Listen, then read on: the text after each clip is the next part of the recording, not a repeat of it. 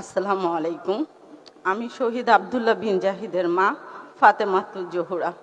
আমার ছেলে শহীদ রমিজউদ্দিনের ফার্স্ট ইয়ারের স্টুডেন্ট ছিল।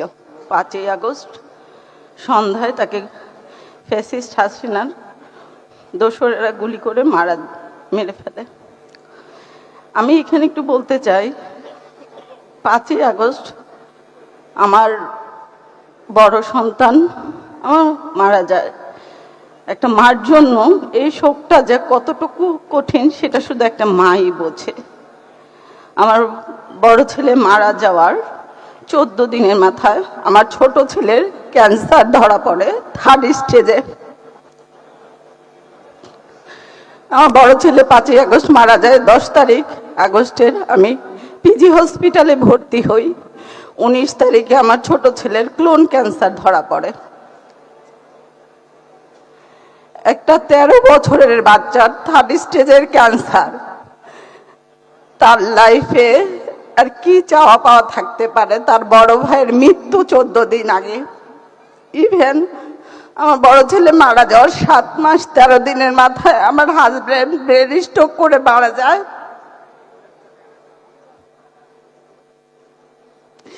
2025-এর মার্চের 18 তারিখ 17 রোজায় লাইফের এই পর্যায়ে আমি আমার ছোট ছেলের হারানোর আর কি আছে?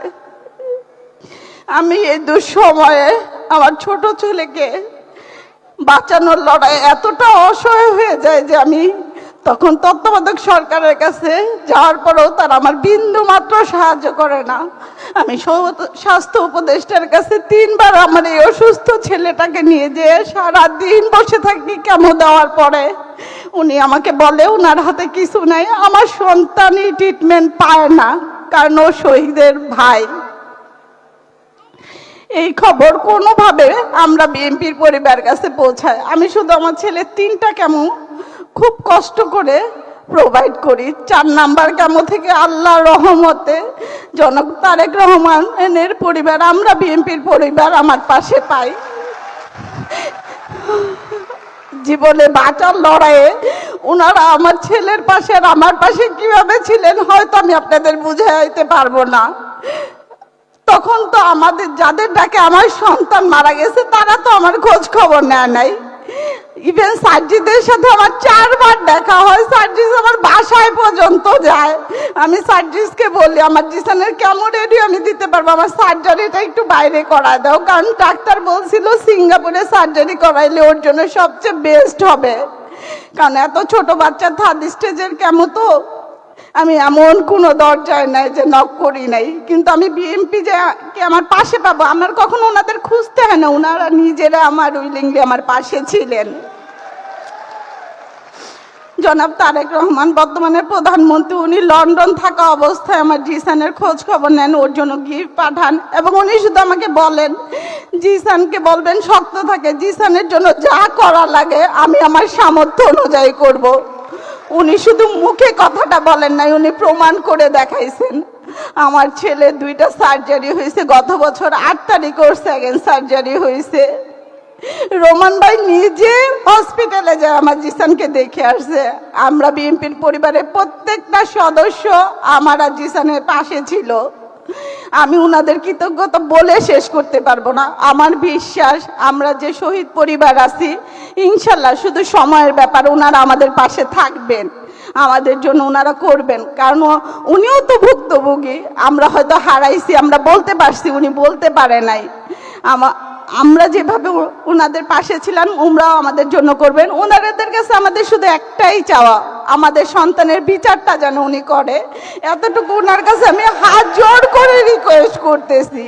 ইভেন আমরা যারা শহীদ পরিবার শহীদ যোদ্ধা আছি তাদের পাশে, তাদের চলাফেরার জন্য, তারা যেন আমরা যে সন্তান হারাইছি কোনো কিছুর বিনিময়ে হয়তো আমাদের সন্তানকে আমরা পাবো না, কিন্তু আমরা একটু সুন্দরভাবে যেন জীবনযাপন করতে পারি সেই ব্যবস্থাটা করলে আর বিচার করলে আমাদের আর কোনো চাওয়া পাওয়ার নাই।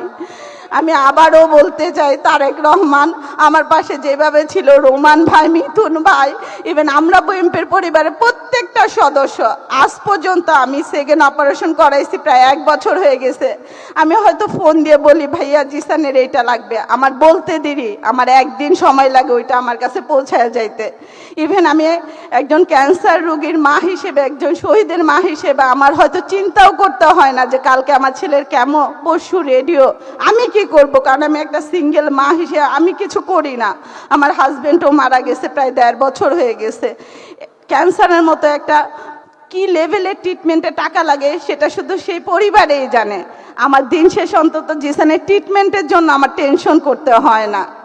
ইভেন আপনাদেরকে এখনো আমি বলতে চাই, বলাটা উচিত না, মাত্র রোমান ভাই আমাকে জিসানের কথা জিজ্ঞেস করে বলতেছে ওর এই অবস্থা কেন, ওকে এত খারাপ দেখাচ্ছে কেন। আমি বলছি ভাইয়া ক্যান্সারটা আগের চেয়ে একটু বেড়ে গেছে।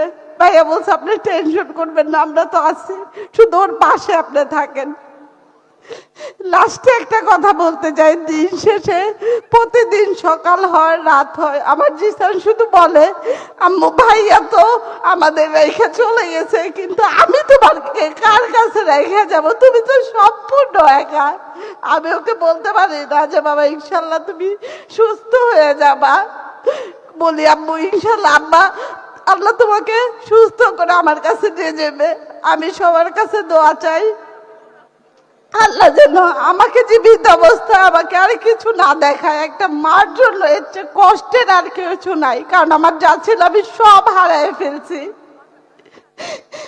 আসসালামু আলাইকুম।